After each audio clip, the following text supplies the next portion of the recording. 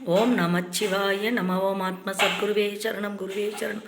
குருவின் திருவடிகளே சரணம். அன்பே சிவம். ஓம் திருச்சிற்றம்பலம். ஓம் 18 சித்தர்களை போற்றி, 81 மகான்களை போற்றி, 63 நாயன்மார்களை போற்றி, 12 ஆழ்வார்களை போற்றி, கோடான கோடி ஜீவ சமாதியில் இன்றம் பிரபாவரம் பெற்று வாழ்ந்து கொண்டிருக்கும் சித்த புருஷர்களே, மகரிஷிகளே, தவயோகிகளை போற்றி போற்றி என்று போற்றி, அம்மையப்பனின் திருப்பாதங்களை போற்றி சமர்ப்பிக்கும் பிரார்த்தனை பதிவு யாவதென்றால், அன்பாத்ம சொந்தங்களே, நாகம்மா ஆத்ம அருள்வாக்கு சித்தர் பீடம் சார்பாக இன்னைக்கு பதிவிடும் பதிவு உலக மக்களுக்கு மிக முக்கியமான ஒரு பதிவு. அன்பாத்ம சொந்தங்களே, நம்ம எவ்வளோ ஒரு இன்னல்களிலும் எவ்வளோ ஒரு துன்பங்களிலும் இந்த சேவையை கொண்டு போகிறோம் என்பது என் உலகம் முழுவதற்கும் என் அன்பு ஆத்ம சொந்தங்களுக்கு தெரியும். இதை முழுக்க இன்னைக்கு உங்களுக்கு சொல்ல போகிறேன். அன்பாத்ம சொந்தங்களே, பார்த்தீர்களா என்றால், நான் ஒரு இஸ்லாய மதத்தில் பிறந்து வளர்ந்து ஏன் என்னை சிவபெருமான் அழைத்தார் என்றால், அதற்கு ஒரு முக்கியமான மாணிக்கவாசகர் பாடிய ஒரு பாடலின் வரி மட்டும் எனக்கு நினைவில் வருகிறது. அவன் அருளாலே அவன் தாள் வணங்கி, அதாவது சிவன் அருள் இருந்தால் மட்டும்தான் சிவபெருமானை வணங்க முடியுமா? அப்படி இருக்கும் அந்த தெய்வத்தை, அந்த கருணை கடலை நான் எப்படி வணங்க முடியும்? ஈசன் யார் என்றே எனக்கு தெரியாது.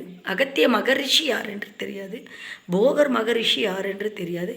அப்படி ஒரு மதத்தில் பிறந்து வளர்ந்து வாழ்ந்து கொண்டிருந்த எனக்கு எப்படி இதெல்லாம் நடந்தது என்றால், என்னால் இந்த பிரபஞ்சத்திற்கு ஏதோ ஒரு நற்காரியங்கள் நிகழப்போகிறது, அது இவர்களால் தான் நடத்த முடியும் என்கிற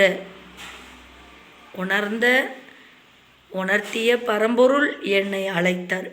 சிறு குழந்தையிலிருந்து நான் ஏதாவது ஒரு விஷயங்களை பேசி சிரித்தால் என்னுடைய நெற்றினிலே பட்டை போல் அந்த குழி விழுமா. இப்படி தூக்கும்போது இப்போ கூட பாருங்கள், சரி வரியாக என் நெத்தியில் இருக்கும். இன்னும் குழந்தையில் அபூர்வமாக தெரிஞ்சது, இப்போ சுருக்கம் விழுந்துட்டுருக்கு என் முகம். அதில் பட்டை அப்படியே தெரியுமா.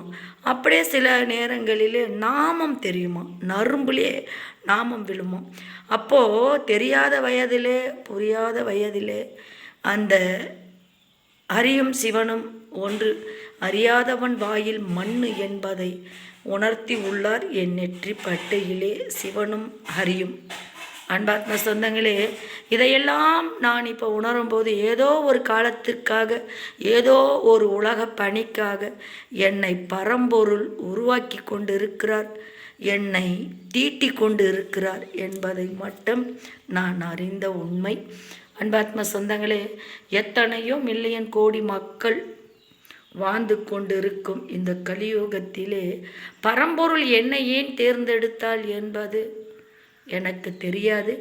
ஆனாலும்